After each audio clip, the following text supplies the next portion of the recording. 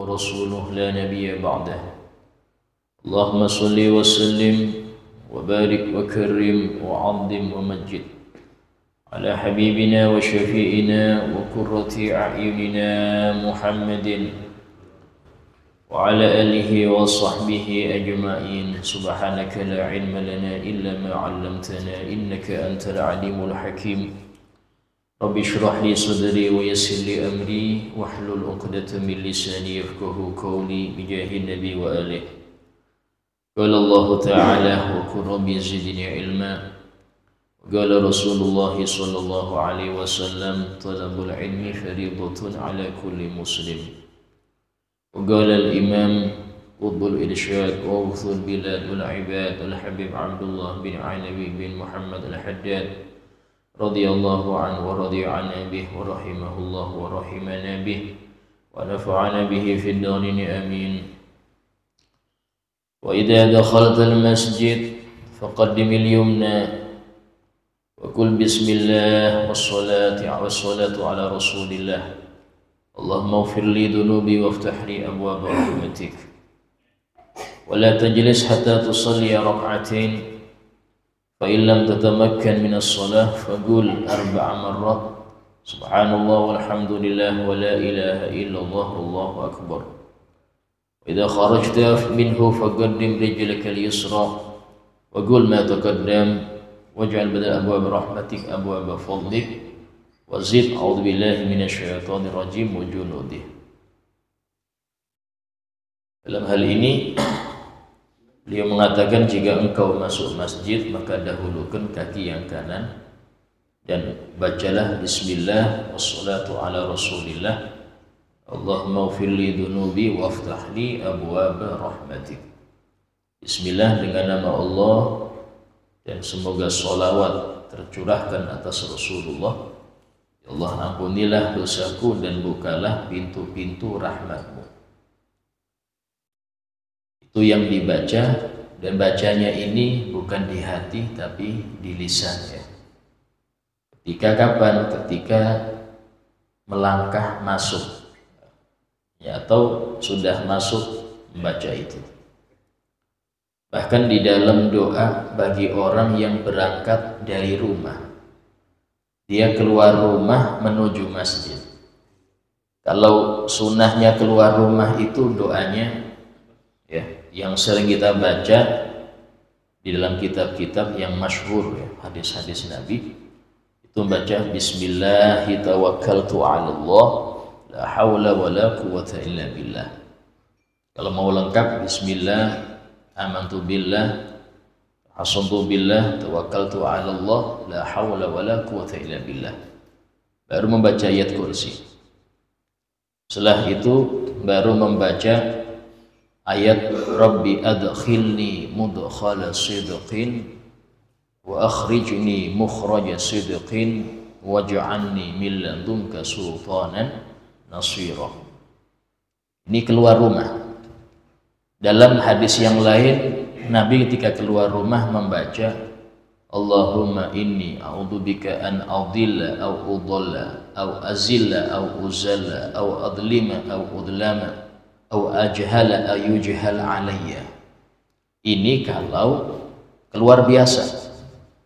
Tapi kalau keluarnya dia ke masjid ada tambahan. Keluarnya ke masjid, ke majelis ilmu, ke musola ada tambahan. Apa itu? Allahumma inni as'aluka bihaqqi sa'ilina alaik wa bihaqqi ragibina ilaik wa bihaqqi mamsyayahada ilaik fa inni la akhruju asyran wala bataran wala riya'an wala sum'atan wa innama akhruju ibtigha'a mardatik wa ittiqa'a sakhatik was'aluka al-jannah wa a'idni minan nar. Itu doa ketika berangkat ya. Kalau Anda berkendara berangkatnya, maka tambahi baca doa berkendara. Subhanalladzi sakhkhara lana hadza wa ma kunna lahu muqrinin wa inna ila rabbina lamunqalibun. Dan perbanyak zikir dalam ketika berkendara itu sampai Anda menuju masjid atau musola atau majelis. Nah, ketika masuk masjid, dahulukan kaki kanan sambil membaca Bismillah, wassalatu ala Rasulillah, Allahumma ufirli dunubi waftahli abwaaba rahmatik. Kemudian kata beliau, janganlah engkau duduk sampai sholat 2 rakaat.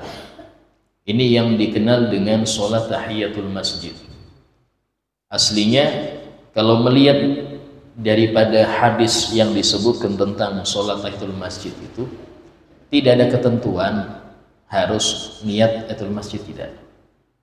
Artinya makruhnya dia duduk langsung, ya, itu bisa hilang, yang penting dengan sholat 2 rakaat, minimal 2 rakaat. Karena dalam hadisnya Nabi bersabda, idza dakhala ahadukumul masjid fala yajlis hatta yusolliya raka'atain. Jika salah seorang dari kalian masuk masjid, janganlah dia duduk. Di sini ucapan janganlah dia duduk ini bukan larangan haram, tapi makruh. Jangan dia duduk sampai dia sholat 2 rakaat terlebih dahulu. Nah, dalam konteks ini tidak ada arahan apakah harus tahiyatul masjid, tidak. Artinya orang yang masuk masjid sudah dimulai iqamah, kemudian dia ikut sholat, ya, yang penting minimal 2 rakaat, subuh kah, maghrib kah, isya kah. Setelah dia salam, tidak ada tuntutan baginya untuk tahiyatul masjid lagi, karena dia sudah mengerjakan sholat 2 rakaat atau lebih.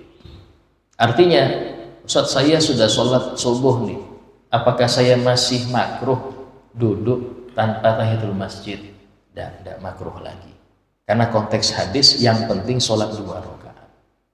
Karena itulah boleh atau gugur makruhnya orang yang duduk di masjid tanpa itu hanya dengan sholat 2 rakaat, entah itu fardu, entah itu sunnah qobliyah, atau duha, atau tahajud, ya, atau witir 3 rakaat.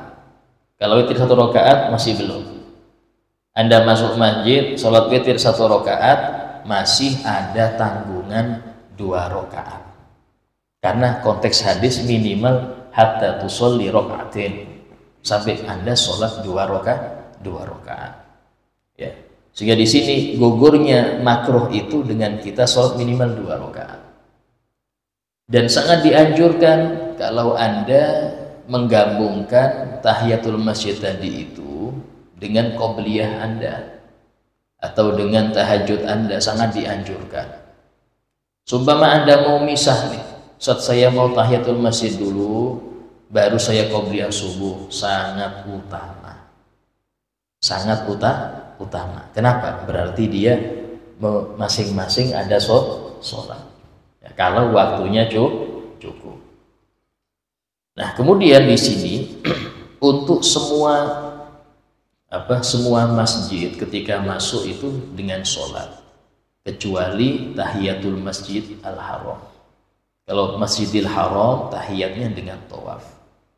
Bahkan dianjurkan bagi orang yang masih ada di Mekah memperbanyak tawaf, dan tidak harus umroh, Pak. Tawaf itu nggak harus umroh.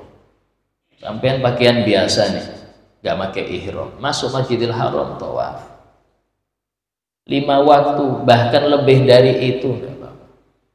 Ya, lebih dari itu nggak apa-apa. Kenapa? Karena satu-satunya ibadah yang hanya bisa dikerjakan di sana cuma tawaf. Anda sholat bisa di luar Mekah, Anda baca Quran bisa di luar Mekah, tapi tawaf hanya di situ. Karena itulah mumpung di sana perbanyak tawaf. Nah, kemudian kalau memang engkau tidak bisa atau tidak ada waktu, nggak sempat untuk mengerjakan sholat itu, maka bacalah sebagai gantinya al-baqiyatus shalihat 4 kali. Subhanallah walhamdulillah wa la ilaha illallah Allahu akbar. Untuk apa? Untuk biar nggak makruh. Seperti apa contohnya? Contoh seperti ini. Majelis sudah mulai, Anda baru masuk masjid, ya, maka tidak dianjurkan Anda sholat, tapi langsung duduk ya dengan mengganti tadi baqiyat sholihat 4 kali. Atau pas kelas Anda di masjid, ini sudah terlambat setengah jam sholat tahiyatul masjid lagi, bisa kena alpa itu dia. Ini maka di sini diajar ketika dia masuk masjid, kelasnya dia di masjid, pondok seumpama di pondok, maka langsung dia duduk dan tidak beradab. Dia sudah terlambat tapi masih tahiyatul masjid. Terus bagaimana Ustaz? Ganti dengan tadi subhanallah alhamdulillah wa la ilaha illallah Allahu akbar. Bahkan kata ulama mengatakan sama halnya bagi orang yang sudah masuk masjid sementara khotib sudah berkhutbah. Maka di sini ulama mengatakan afdolnya dia langsung duduk mendengar khutbah. Karena di dalam mendengarkan rukun khutbah sebagian ulama bilang wajib. Sebagian bilang wajib. Nah, kalau dia seumpama tidak mendengarkannya, ya itu khawatir nggak sah. Walaupun yang muktamad madhab kita Syafi'i, yang penting 40 orang mendengarkannya, yang lain tidak wajib lagi. Intinya 40 orang sudah dengar wis cukup. Sehingga bukan per individu, tidak. Dia bukan per individu, tapi istilahnya yang penting 40 orang. Ya. Sehingga bagi orang yang dia sudah masuk di masjid waktu Jumat, sementara sudah dibaca khutbah oleh khotib, hendaknya dia langsung duduk dan dia menggantinya dengan al-baqiyatus sholihat. Ya. Kalau seumpama dia memaksakan, Ustaz saya pengen sholat, maka yang boleh dikerjakan sholat waktu khotib khutbah cuman sholat tahiyatul masjid. Selain dari masjid gak boleh. Bahkan qodok subuh, Ustaz saya sholat fardu ini, saya mau sholat fardu tapi waktu khotib khutbah. Fardu apa? Saya tadi subuh belum, terlambat saya, haram dan gak sah. Ini yang fardu ini, apalagi yang sunnah. Terus qobliyah Jumat nih waktu khotib khutbah nggak boleh. Yang boleh cuman tahiyatul masjid. Kenapa? Ada perintah langsung dari Nabi. Kemudian ada pertanyaan, Ustaz bagaimana kalau saya menggabungkan tahiyatul masjid dengan qobliyah Jumat? Ini bagaimana, boleh apa enggak? Ini pakai politik dia. Yang seperti ini ulama masih khilaf. Ya. Kalau sudah masalah boleh apa enggak, itu kita lebih memilih berhati-hati aja dan kerjakan qobliyah Jumat setelah Jumatan. Toh waktunya qobliyah itu waktunya sama dengan sholat fardunya. Qobliyah duhur kapan waktunya? Mulai tergelincir matahari ke arah barat sampai bayangan sepanjang bedak. Artinya sampai waktu asar. Boleh Anda kerjakan qobliyah duhur setelah duhur, bukan qodaan tapi adaan. Beda dengan ba'diyah. Ba'diyah dimulainya ketika selesai melaksanakan sholat fardu. Artinya tidak boleh orang belum sholat duhur ba'diyah duhur dulu, nggak boleh.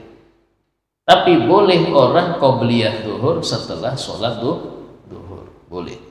Ya, itu perbedaan antara qobliyah dan ba'diyah. Bahkan kata Imam Ar-Ramli mengatakan boleh bagi orang yang dia ini belum qobliyah. Dia belum qobliyah nih.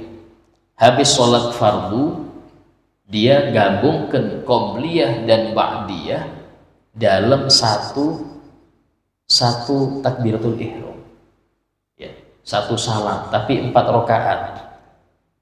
Usolli sunnatal qobliyat duhur wa ba'diyatiha arba rakaatin sunnatan lillahi ta'ala. Itu boleh.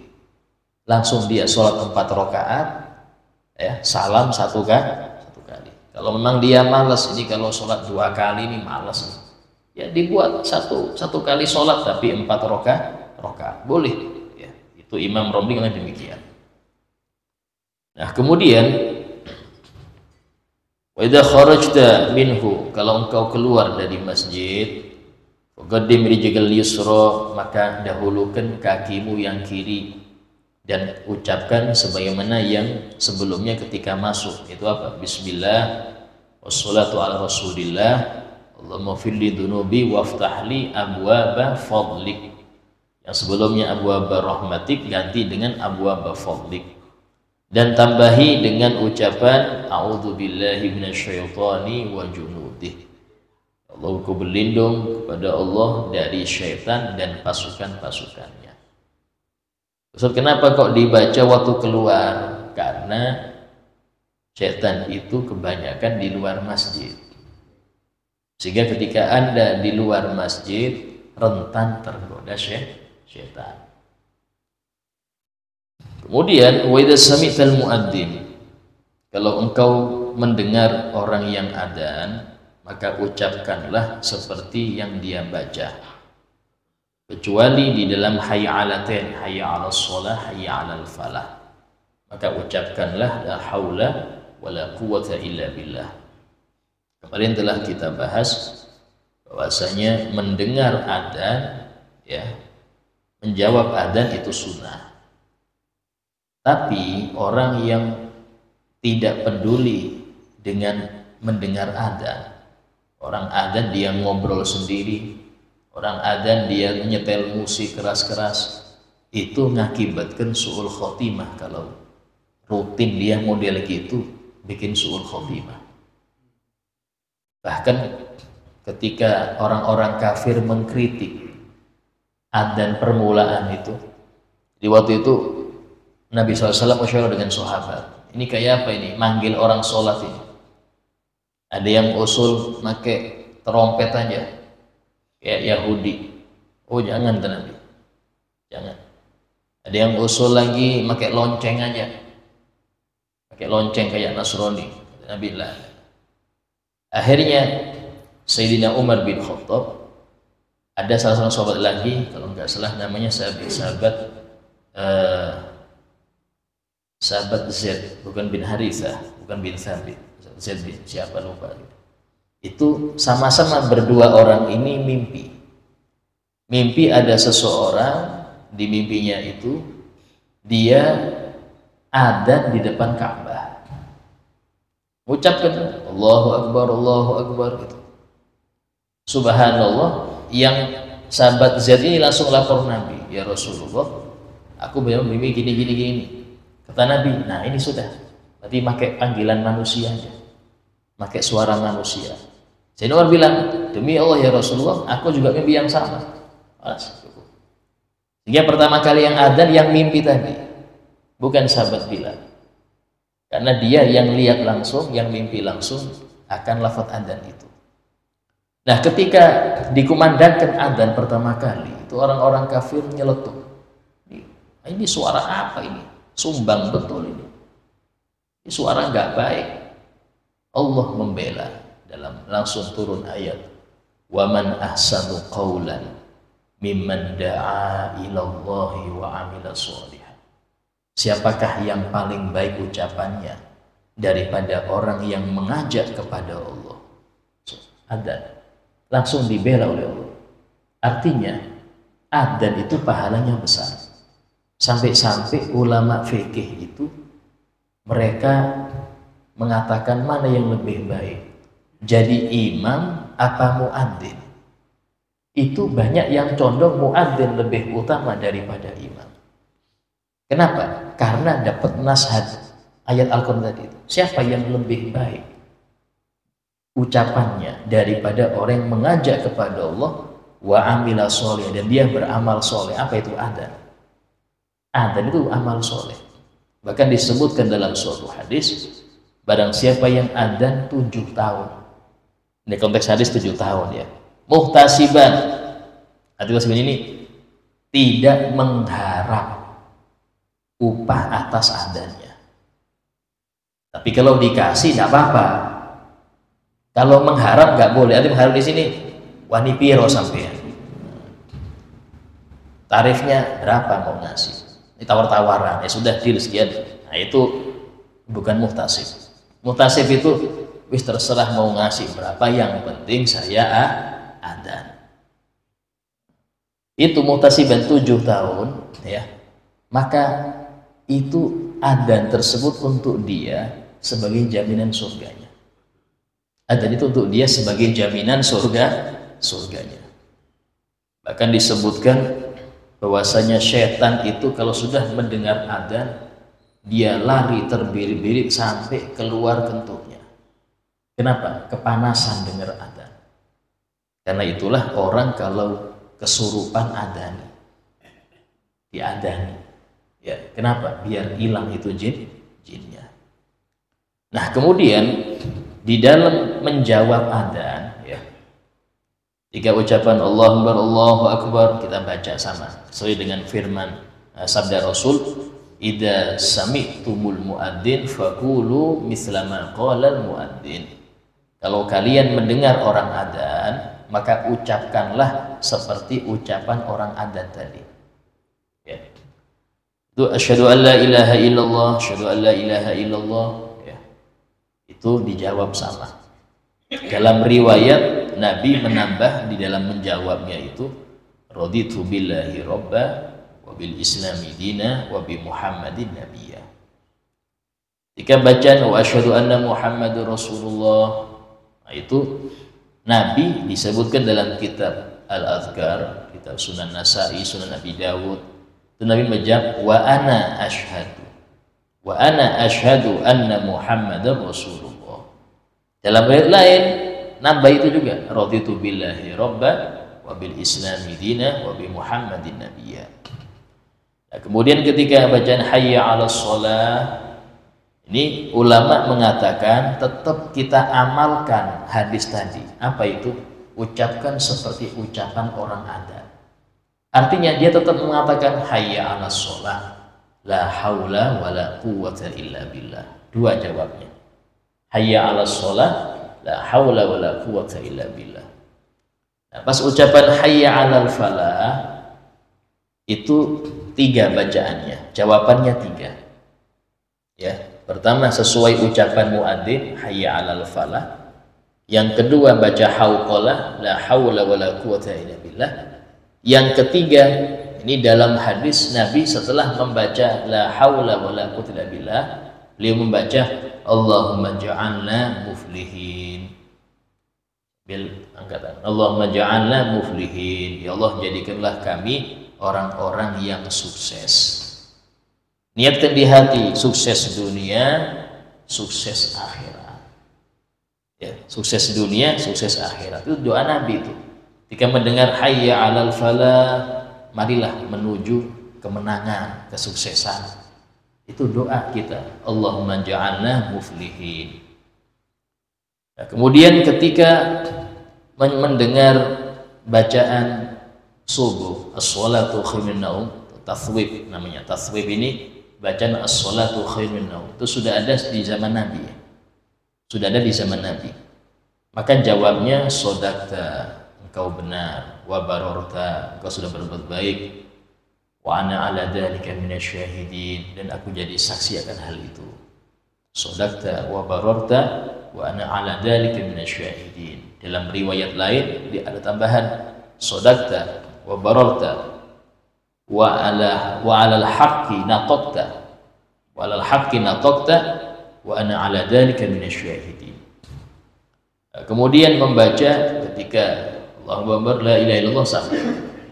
Habis itu membaca doa, ya. Doa ini penting, ya. Jangan sampai waktu SD hafal, sekarang nggak hafal, jangan. Dulu rata-rata SD hafal semua, sekarang nggak hafal. Kenapa? Nggak dipraktekkan. Nggak dipraktekkan. Ya. Apa itu? Allahumma robba hadhihi da'wati tammah. Ya Allah, Tuhannya ajakan yang sempurna ini. Apa itu? Adzan. Wassolatil qa'imah, dan Tuhannya sholat yang akan ditegakkan ini.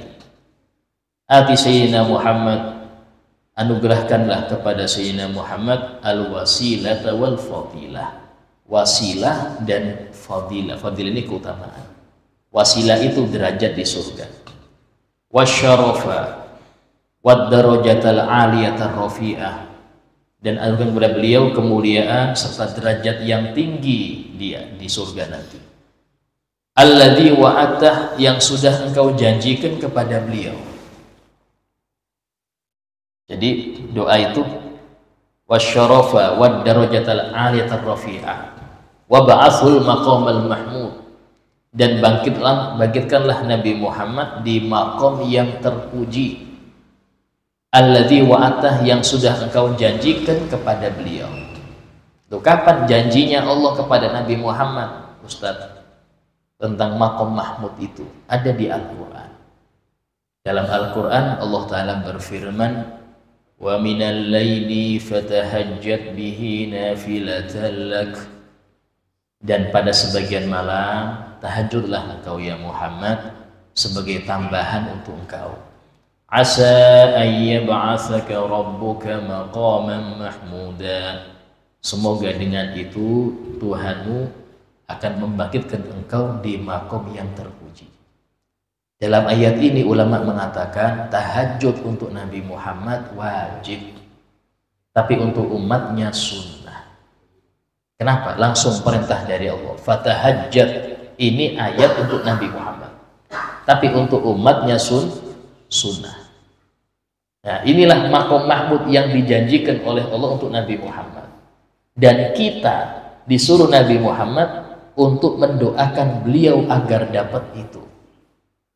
Kita di waktu adzan disuruh oleh Nabi Muhammad untuk mendoakan beliau agar dapat makom mahmud tadi. Ya. Innaka la tukhliful mi'ad, sesungguhnya engkau ya Rabb tidak akan melanggar janjimu. Nah, ini dari Nabi ya, itu doa dari Nabi. Kemudian dianjurkan setelah kita membaca doa adzan tadi, itu memperbanyak doa yang lain. Di antara amaliyah salaf yang kita dapat ya dari kitab-kitab itu, mereka membaca Rabbighfirli wali walidiyya, bukan wali walidayya. Karena walidayya, ya Allah ampunilah kedua orang tuaku. Tapi kalau wali walidiyya, semua kakek moyangku, ayah, ibu, ayah-ayahnya, ibu-ibunya, terus sampai ke atas. Selama mereka muslim, saya doakan. Itu. Jadi make kasroh. Rabbighfirli wali walidiyya itu lebih umum daripada wali walidayya. Dibaca 5 kali. Ya. Nah, baru kemudian habis itu Anda setelah membaca doa untuk orang tua, baca doa untuk anak. Apa itu? Allahumma barik li fi auladi, ya Allah berkahilah anak-anakku, wahfadhum, jagalah mereka dari apapun, dari bahaya, pergaulan yang rusak, akhlak yang tercela, ya, jagalah. Wala tadurruhum, janganlah engkau beri bahaya untuk mereka. Warzuqna birrohum, dan berilah kami anugerah baktinya mereka kepada kami. Jadi anugerah, Pak, anak bakti sama orang itu anugerah, minta sama Allah. Warzuqna birrohum, dan berilah kami anugerah baktinya mereka kepada kami. Ini kalau sampai baca 1 hari 5 kali, Masya Allah, rata-rata terkabul. 1 hari 5 kali sampai baca. Ya. Baru kemudian membaca doa untuk afiyah. Allahumma inni as'alukal afwa wal afiyah wal mu'afatad daimah fid dini wad dunya wal akhirah. Karena minta afiyah itu harus diperbanyak. Kata Nabi sallallahu al-afiyah, sallallahu al-afiyah, mintalah kepada Allah afiyah. Bahkan ulama mengatakan, kalau engkau minta apapun, tutuplah dengan fi khairin wa afiyah. Minta apapun, tutup dengan fi khairin wa afiyah, dalam kebaikan dan afiyah. Apa sih afiyah itu? Terjaganya agama Anda. Ada orang kadang-kadang dapat dunia tapi agamanya merosot. Toko bercabang, sholatnya nggak jamaah lagi. Ya. Lahannya tambah besar, tapi akhirnya jarang pengajian. Kenapa? Sibuk di kebun. berarti nggak afiah ini nggak afiah ngarannya. Minta sama Allah kebaikan tapi tutup dengan fi khairin wa afiyah, karena afiyah itu penting. Nah kemudian untuk jawaban adzan pun qomah sama ya. Untuk qomah itu sama, hanya saja bedanya kalau adzan itu memanggil yang belum hadir, kalau iqomah manggil yang sudah hadir. Ya, iqomah itu tidak terlalu keras suaranya, nggak terlalu nyempling kayak adzan, karena yang dipanggil sudah hadir. Jawabnya sama, dijawab, sunnah jawab sama. Ya, sebagian orang ketika iqomah nggak jawab, padahal menjawab iqomah sama sunnahnya dengan jawab adzan. Ketika ucapan qad qamatis shalah, itu apa bacanya Ustaz? Bacanya aqamahullah wa adamaha madamatis samawati wal ard waj'alni min sholihi ahliha. Qad qamatis shalah, akan ditegakkan sholat ini, akan ditegakkan artinya akan dilaksanakan. Maka Anda membaca aqamahullah, semoga Allah menegakkan sholat ini, wa adamaha, dan melanggengkan sholat ini. Selanggengnya langit dan bumi. Artinya selama belum kiamat sholat ini tetap ada. Ya. Dan jadikan aku termasuk orang-orang soleh, pendiri penegak sholat itu. Waj'alni min sholihi ahliha. Itu doa jarang dibaca. Ya. Kemudian kapan waktu berdirinya? Nah, waktu berdirinya orang-orang itu ketika selesai iqomah. Iqomah la ilaha illallah, baru dia berdiri. Baca doanya Ustaz, baca doanya itu hampir sama tapi beda redaksi. Allahumma rabbani da'watamah wasul qaimah ati sayyidina Muhammadin su'lahu yaumal qiyamah. Ati sayyidina Muhammad, ya Allah anugerahkan kepada Nabi Muhammad su'lahu, semua permintaan beliau, yaumal qiyamah, nanti di hari kiamat. Ustaz, bukan di dunia. Jadi Nabi itu pernah bersabda gini, semua Nabi itu sama Allah diberi doa-doa pamungkas, dan semua Nabi sudah mengucapkan doa itu di dunia. Aku juga punya, tapi aku simpan nanti untuk di hari akhirat. Untuk siapa? Untuk umatnya. Jadi aku simpan ini doa, nanti aku panjatkan ini doa di hari kiamat. Nabi yang lain sudah banyak. Nabi Nuh, ya. Nabi Nuh, doa pamungkasnya itu beliau panjatkan waktu sudah hampir 1000 tahun dakwah, yang ikut cuma 80 orang. Hanya apa beliau doa? Rabbi la tadar 'alal ardi minal kafirina dayyara. Ya Allah, jangan engkau sisakan di bumi satu pun orang kafir. Minta semua habisin orang kafir sudah. Coba doa Nabi Nuh. Ya Allah, jangan engkau sisakan satu pun orang kafir di bumi ini. Innaka intadarhum yudillu ibadak. Kalau engkau biarkan mereka, sisakan mereka, maka mereka menyesatkan hambamu yang sudah Islam. Wala yalidu illa fajiran kafara, dan mereka tidak melahirkan kecuali sama yang kafir juga. Karena aku sudah 1000 tahun hidup dengan mereka. Ini bukan orang yang putus asa, bukan. Sudah Nabi Nuh ini istilahnya ingin menyelamatkan yang masih ada, karena putra beliau Kan'an ikut mereka, sehingga khawatir yang lain kena, wis doa situ Allah kabulkan dengan banjir 40 hari 40 malam. Yang selamat hanya yang di kapal Nabi Nuh. Sehingga kita semua yang ada ini dzurriyyat Nabi Nuh. Kita semua yang ada ini dzurriyyatnya Nabi Nuh. Karena dari 80 orang di antara putra beliau yang ikut 3. Istri beliau nggak ikut. Istri beliau ikut mereka. Istrinya dan Kan'an ikut mereka. Jadi jangan merasa saya anaknya Pak Yai, insya Allah selamat dari mana? Ini anaknya Nabi aja nggak selamat Pak Kan'an. Kalau nggak ngikut nggak dapet Pak, nggak dapet. Harus ngikut, ya. Sehingga Waktu itu ada 3 putra Nabi Nuh. Dari 3 inilah muncul kita-kita ini. Itu Sam, Ham, dan Yafuz. Sam, Ham, Yafuz. Yafuz ini anaknya paling banyak. Ya. Siapa itu Ustaz? Ya'juj Ma'juj. Ya'juj Ma'juj itu saudara kita. Tapi dia tanda-tanda hari kiamat. Maksudnya paling banyak berapa Ustaz? Dalam Sahih Muslim disebutkan jumlah mereka dengan manusia itu bandingannya. Kalau manusia 1, mereka 1000 kurang 1. Jadi kalau manusia sekarang hampir 6 miliar di bumi ini, ya kalikan 1000 lagi lah, kurangin 1, itu sudah jumlah mereka. Ya'juj Ma'juj. Ini sebutkan dalam Sahih Muslim. Ya, sehingga dalam hal ini doa tadi itu Nabi panjatkan nanti di akhirat. Ya.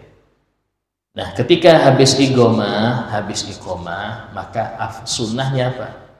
Tasfiyatus sufuf. Rapikan soft, dan disunnahkan rebutan soft awal. Kadang-kadang kita silakan Pak sampean, saya tawadhu aja, soft 2 aja, makruh. Nabi sendiri sudah bersabda, lau aliman nas ma fin nida was safil awal la tauhuma walau habwa. Sumpah orang-orang tahu pahala yang disiapkan oleh Allah di adzan dan soft pertama, pasti mereka mendatanginya dengan merangkak. Saking pingin soft awal. Karena itulah kata ulama, al-itsar fil qurbi makruh. Mendahulukan orang lain di dalam ketaatan makruh, bukan sunnah. Kalau dalam dunia, keduniaan, sunnah. Sampai ngantri nih, sudah 2 jam ngantri, nomor 26, nomor 27 nenek-nenek, sampean dulu. Ini sudah ngantri 2 jam, dia baru datang, ya sila sampean dulu. Sunnah. Ngantri, kita mendahulukan orang lain dalam urusan dunia, sunnah. Tapi urusan akhirat gak boleh. Urusan ibadah, Allah berfirman, fastabiqul khairat. Berlomba-lombalah. Bukan ngalah, silahkan sampean soft pertama, saya kedua aja. Makruh. Kalau imam ya apa Ustaz? Yang imam ini dorong-dorongan. Orang yang pantas jadi imam boleh maju, boleh memajukan orang. Yang dia pandang dia bisa jadi imam. Jadi nggak harus yang jadi imam itu yang paling bagus, dah harus. Ini yang paling soleh dah harus, walaupun sunnah. Karena dia boleh maju, boleh memajukan orang lain. Ya. Cuman ada sebagian ulama mengatakan kalau sudah ucapan qad qamatis shalah itu sudah boleh berdiri dengan syarat dia bukan di soft sini. Kalau sudah soft sini nunggu selesai aja. Kenapa? Karena tadi rebutan soft pertama, sehingga ketika ucapan qad qamatis shalah boleh dia itu bangun untuk menduduki atau di soft pertama. Karena Nabi pernah bersabda gini, innallaha wa malaikatahu yusholluna 'alas shaffil awwal. Allah dan malaikatnya senantiasa bersolawat untuk yang di shaf pertama. Orang kalau netapin tempat di masjid gak pindah-pindah itu makruh, Pak. Sampai di pojok sini aja mulai balik sampai wafat, makruh. Kecuali belakang imam. Kalau belakang imam itu walaupun nggak pindah-pindah tidak apa-apa, karena paling afdolnya. Dalam hadis yang lain Nabi bersabda bahwasanya sesungguhnya Allah memandang rahmat kepada yang di kanan imam, mayamini sufuf. Cuman tadi kalau kanan semua yang penuh, kiri kosong, makruh. Kanan semua, yang kiri kosong, makruh. Karena itulah soft itu mulai dari tengah, bukan dari samping atau sana. Tidak, kenapa? Biar gak zigzag ketemunya. Kalau dari tengah pasti lurus. Kalau ini samping sini agak maju, sini agak mundur, ketemu gini modelnya. Sehingga karena itulah soft itu dari tengah, bukan dari kiri atau kanan. Ya. Saat saya masuk masjid, Sudah ada soft yang paling pojok, Ustaz. Tengah kosong. Saya kayak apa? Tengah ada. Walaupun pisah dari soft yang gerombolan. Karena apa? Anda mengamalkan sunnah. Bukan Anda penuhi di situ jadi makruh. Kalau sudah makruh dalam berjamaah, nggak dapat pahala 27. Insya Allah kita bahas akan datang sunnah-sunnah antara adzan dan iqamah dan sunnah-sunnah setelah iqamah ya. Yang kata insya Allah. Sebagai pada majelis, ada yang mau bertanya, silahkan ditanyakan. Oke. Oh iya.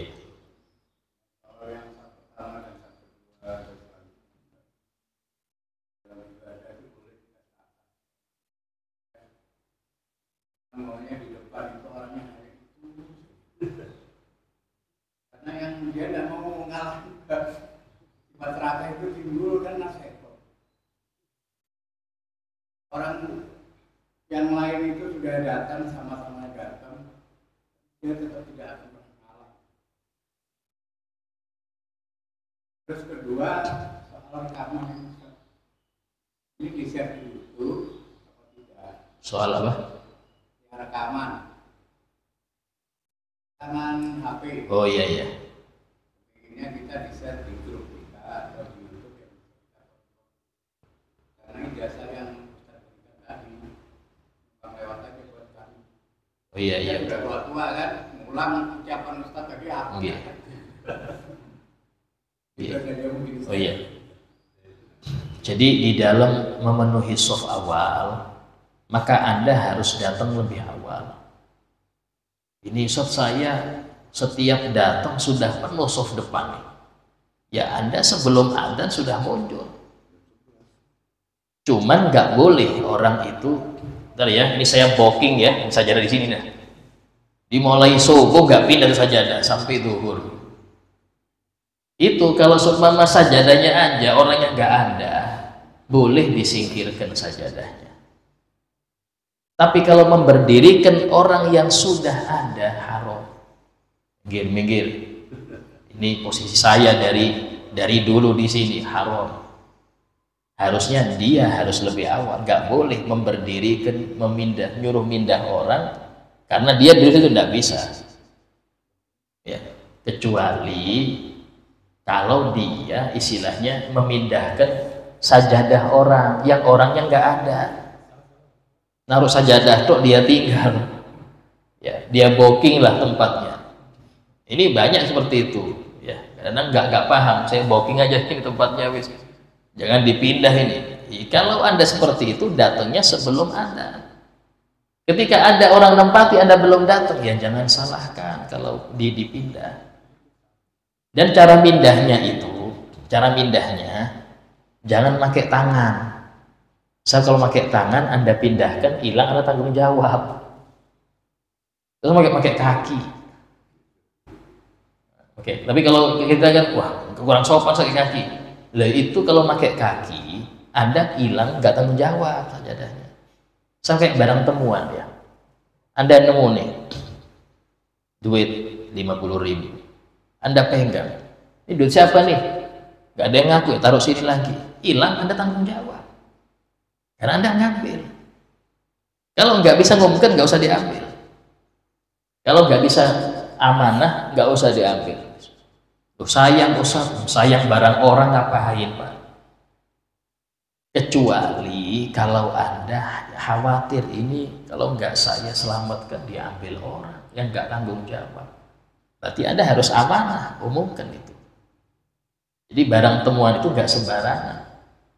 Yang parah lagi ada orang nemu duit di jalan, masuk ke masjid, masuk ke masjid alasannya biar dapat pahala saat yang hilang. Loh, kalau orang itu nanti nyari, saya pengen tahu nggak duit di sini ada. Oh itu saya masuk ke masjid, wajib ganti Pak. Itu buat beli beras sampai taruh kotak masjid Pak.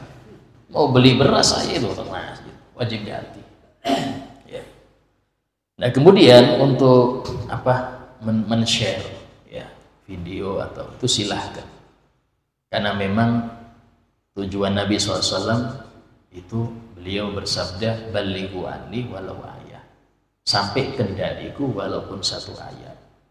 Artinya men-share pengajian itu boleh, juga dianjurkan. Ya, dianjurkan. Kenapa? Karena memang kalau tidak disebarkan kayak apa nyebar ilmu.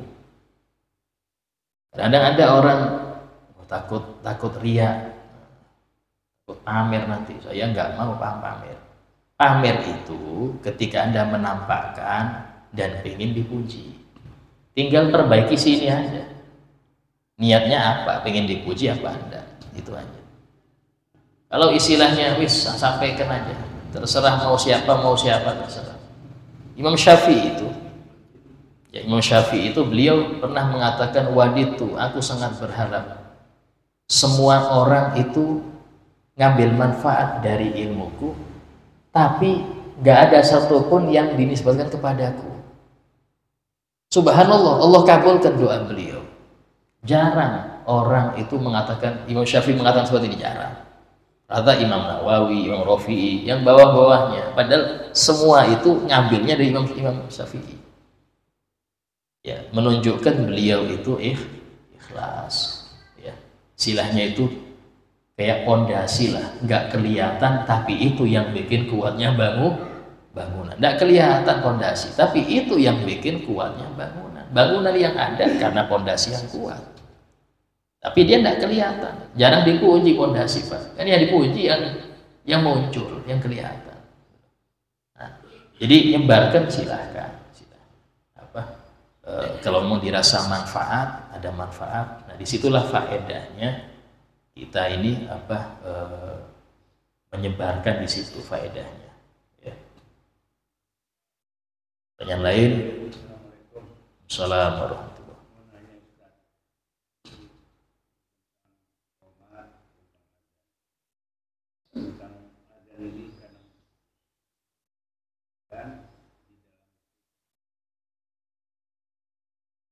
Lagi cerita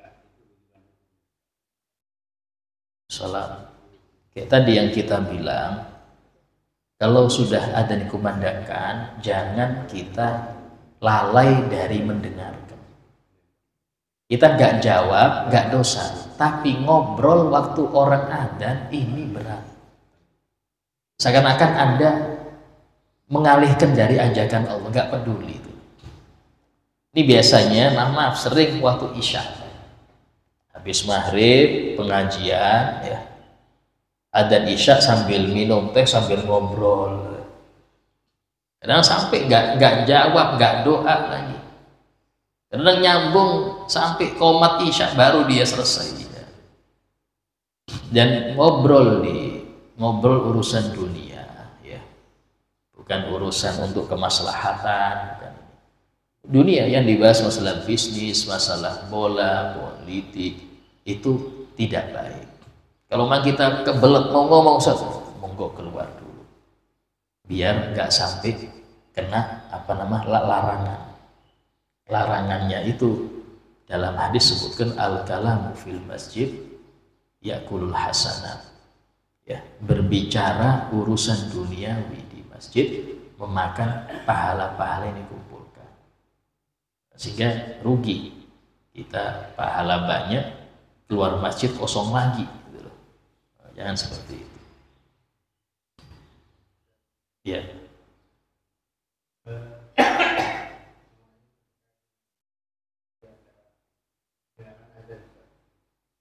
Kalau misalkan kita ada pertemuan di kantor,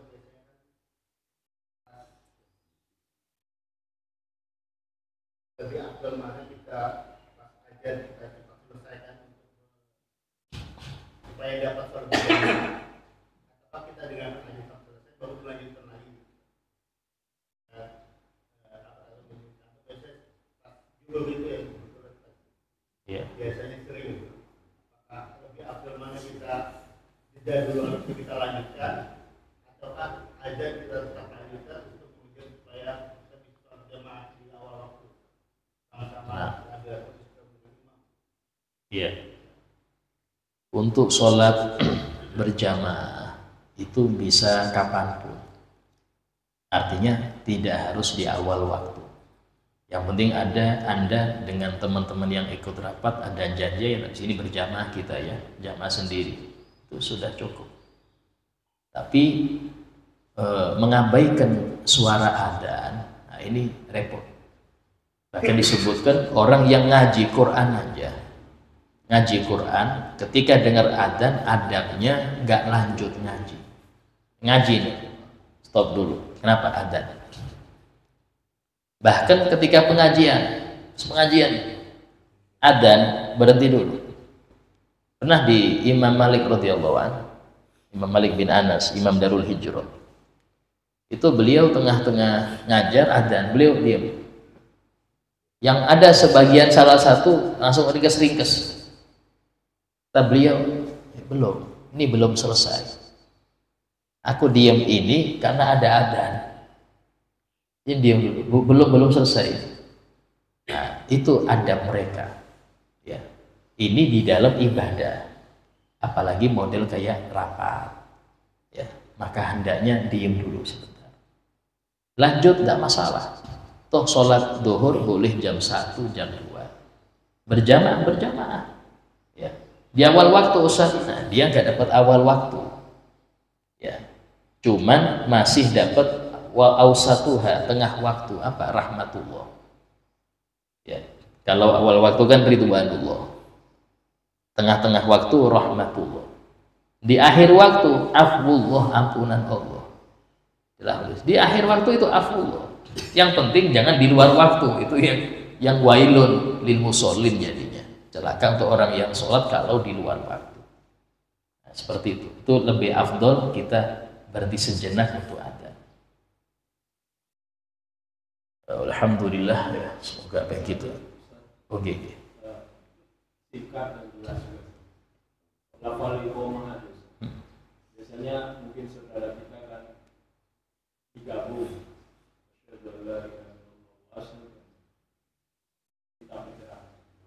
Oh, nah. Jadi di dalam adzan itu memang sunnah dua-dua ya. Kalau koma, kalau Anda bisa langsung asyhadu wa asyhadu Rasulullah atau tanpa waw, silakan, nggak ada hilaf di situ, maka tidak masalah. Satu nafas boleh. Allahu Akbar. Bahkan dalam qomat itu gabung Allahu Akbar dengan syahadatain dalam satu nafas, itu tidak masalah.